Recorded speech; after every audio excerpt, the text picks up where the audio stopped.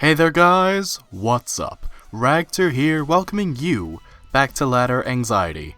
Competitive games can be intimidating and stressful and very hard to get into, but I want to show you that they can be a fun and relaxing activity, and you don't even have to have the biggest know-how or the best skills, you can just sit down and play.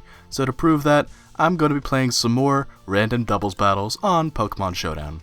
So we're going to get dealt a random team, we're going to be battling with 2 Pokémon at once, and we're going to have a good time, win or lose. It's not going to be a big deal. We're just going to enjoy ourselves. So my opponent has got an Umbreon and a Relicanth, and I have been dealt a Giratina and a Grumpig. That's pretty funny. My other Pokemon are Malamar, Swampert, who is my Mega, Caracosta, and Venusaur. So I'm pretty happy with this all in all. Now, I'm unsure as to what the Umbreon's going to want to do. So I'm going to go for the Protect on Giratina, and I'll go for the Taunt onto the Umbreon to stop it from doing any particular shenanigans. So Umbreon went right for the Foul Play onto Giratina, and they doubled up into it with the Head Smash on from Relicanth. So that's pretty interesting in of itself. My special attack is quite high. I could probably make something work here. So what I think I'm going to do is I'll go for the Dragon Tail onto the Umbreon to try and get some shuffle going on. And then I'm going to go for the Reflect with Grumpig so that my defense will be a bit higher. I do take the Foul Play decently. The Head Smash is going to hurt quite a bit, but it's going to activate my Citrus Berry, so I'm back in respectable HP. So we're going to shuffle Umbreon out, and we get the Ariados instead, and that's definitely a Pokemon I can handle a lot better. So I'm going to go for the Shadow Ball onto Relicanth, and I will go for the Psychic onto the Ariados. So I get a critical hit with my Shadow Ball, and I get to lower Relicanth's defense, and I almost take Ariados out of the game with a Psychic, so not bad all things considered. Now Relicanth went for... was he expecting me to switch out of Giratina? I'm guessing that was what the case was there, because I don't really see my opponent going for... Ariados has Protect, that's pretty interesting. I don't really see my opponent going for something, or those kinds of moves, without expecting me to bring in a different Pokemon. So Giratina is going to go down, and, you know, you might think, well, you just lost your Uber's Pokemon, and that's okay. That's not the biggest deal in the world, I don't really particularly need it right now. I mean, it could help, honestly, but just because a Pokemon faints doesn't mean it didn't do its job, and looking at what I was able to accomplish with Giratina, I would say it fulfilled its purpose quite well. So I'm going to be able to take out Ariados and Relicanth this turn, and I'm very pleased about that. So I've managed to take the lead in terms of remaining Pokemon, but that game can always change, and you know what? If my opponent brings it back, then all the power to them. So it looks like my opponent's also packing a Venusaur, which I find to be pretty gosh darn cool. I'm going to Protect on my Venusaur, and I'm going to go for the Thunder Wave with my Grumpig. Just to slow down this Venusaur, if Grumpig is still around next turn, I can go for some Psychics with it. It's going to go for the Hidden Power into my Venusaur, so I'm guessing it has Hidden Power Fire, probably running the same set that I am. So my Reflect's going to wear off, and that's not the biggest deal in the world. I think something I want to do is I would like very much... No, actually with this Venusaur up I can't really risk it. So I'm going to go for the Hidden Power Fire and the Psychic into this Venusaur just to make absolute certain that it goes down. My Hidden Power is going to go off, the Psychic's going to go off, and Venusaur does indeed faint. So that was pretty good. My Grumpig's going to take a lot of damage, but it is going to get knocked to its Citrus Berry. So now the Metacam is going to come out. Metacham is pretty scary, and I don't really have the best answers to it. So I think what I'll do... Oh, this is going to be his Mega as well. That's interesting. I think what I'll do is I'll go for the Sludge Bomb onto the Metacam, and I'll get my Reflect up once again so I have higher defense. Oh, went right for the Zen Headbutt. Is that not his Mega? Well, at least my defense is raised so I can bring in something more appropriate. And I think that something should be Swampert. With Venusaur out of the way, I'm pretty confident in having Swampert out here. I'm gonna go for the Protect just to make absolute certain I get the speed raise that I want, and we can go for the Thunder Wave onto Medicham so that it is nice and slow. Actually, that's a Pokemon whose name I'm not sure how to pronounce. Medicham? Either way, I'm going to paralyze it now. And you know, losing Grumpig here, not the biggest deal in the world. My opponent has evened out the score a little bit, and disconnected? Oh dear. 60 seconds to reconnect. I hope my opponent takes this better than I thought. See, there is a feature where you can forfeit, but not a lot of players know it. They just like click off the browser. And my opponent did end up disconnecting. That's unfortunate. I'm sorry they didn't take that so well, but you know, losing can be hard sometimes, but it doesn't have to be.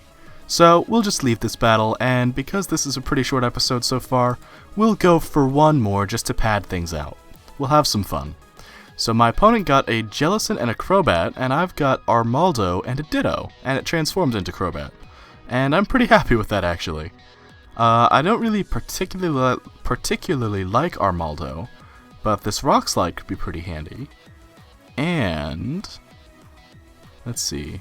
I definitely have a Choice Scarf. I could U-turn out. Go into... I've got Cherim, Banette, Escavalier, and Scolipede. I'm going to U-turn out. I'll U-turn into the Crobat just to see. And I'll bring in something a bit more favorable. I can maybe bring this Ditto in as a surprise towards the end. Get the upper hand. But either way, we're just going to have a nice clean game here. Although, some would argue that a game isn't clean if Ditto's involved, but I don't think it's that big of a deal. Ditto's got its flaws, but every Pokemon's got its flaws. So my Ditto's going to get its U-turn off. And one thing I think will be particularly safe is Escavalier, because I don't really see either of these Pokemon hurting it too badly. So he went for the Super Fang onto Crobat, which is a pretty smart play. Went for the Scald onto Jellicent. I wasn't expecting it to be faster, actually. I thought Armaldo was a bit better than that. Jellicent is going to avoid the attack, and my Armaldo's down to fairly pitiful levels of HP now. Oh, looking at it now, it is very slow. Okay, that was my bad. But you know, people make misplays and they make mistakes. So, you just gotta take those things as they come. What I think I'm going to do, though, I've got an Akaberry. I'm not sure which one that is. I'm going to go for the knockoff onto this Jellicent, though. So he is going to switch out. He's going to go into Cinccino. And I find that to be pretty interesting because I'm going to be able to knock off its item and I'll get to see some very valuable info. So he's going to switch out and he's going to go into Jellicent on the other side. That's pretty cool, actually. So it was a Life-Orbed Cinccino. And now I think I'll go into Banette. So I want to protect Mega Evolve with Banette because I think I can get some real harassment off because of its ability, which, if I'm remembering correctly, it has Prankster for an ability, right? See, I can't remember everything all the time. Not everyone can have every Pokemon memorized. It's not a big deal if you don't. You just gotta play it by ear. If you don't know, then you learn, and it's quite simple. And if you don't learn, that's okay too.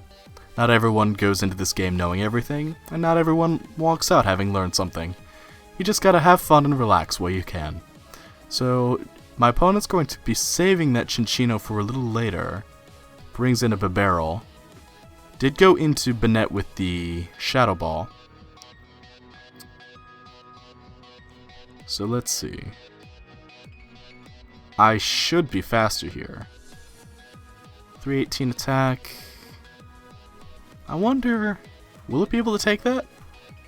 I'm very curious. I think I'm gonna go for it, you know. Let's risk it. Let's risk it and have some fun. I'm gonna go double up into the old Jellicent here. I'm gonna go for the Shadow Claw. Almost takes that out, actually. That's very cool. Knock it down to its Citrus Berry. It's gonna go for the Shadow Ball. The critical hit, I don't know if that mattered, but Banette is going to go down as a result. But Escavalier is going to get the KO in return, and Jellicent's going to go down. So now, I'm well aware of that Crobat, and I'm well aware that a lot of my team is weak to its Brave Bird. So what I'm going to do is I'm going to go into Scolipede. I might actually just lose to this Crobat alone, because it is a very big threat. But hopefully, if Scolipede can take one hit, all it needs to do is take one hit, and my speed boost will activate, and then I should be smooth sailing from there. So what I'm going to do is I'm going to go for the knockoff onto the Crobat. Scolipede cannot in fact take it, but I should be able to take out the Crobat here. Bibarel's going to go for the waterfall. Oh no, my Escavalier can't take it. Very unfortunate. I'm going to go into Cherrim though, and then Ditto will be my second Pokemon. And with Ditto out here, transformed into the Crobat, my Crobat is now faster. I should be able to pick up the win, or not pick up the win, but I should be able to pick up some KOs with my Choice Scarf Brave Birding Crobat Ditto. And you know what? Even if we can't, we don't have to worry about it, because this has been a very good game.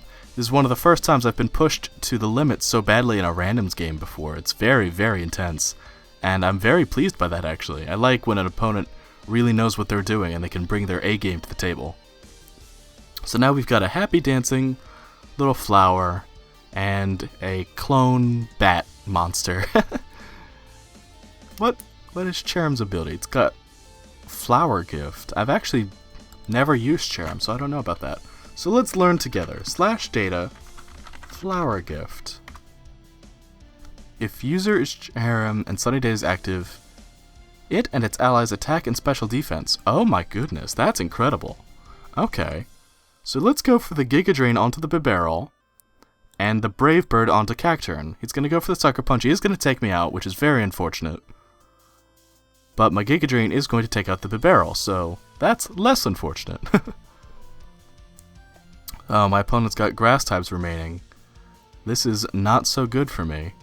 But maybe we can make it work anyway. If not, that's okay. We did win a game earlier, and winning isn't everything.